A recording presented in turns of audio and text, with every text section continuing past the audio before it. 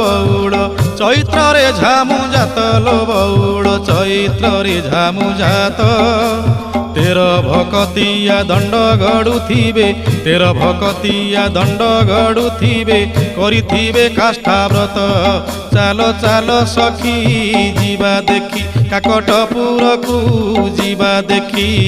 ଅପୁତ୍ରୀ କି ପୁତ୍ର ଅନ୍ଧକୁ ନୟନ ଦିଏ ମା ମଙ୍ଗଳା ଯାଚି ବଉଳ ଲୋ ଦିଏ ମା ମଙ୍ଗଳା ଯାଚି।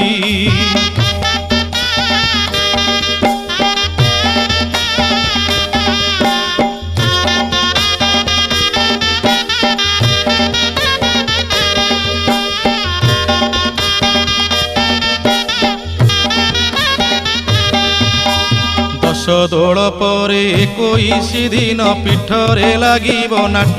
ସଙ୍ଗାତ ଲୋ ପୀଠରେ ଲାଗିବ ନାଟ ଗୁପତ କୋଠିରେ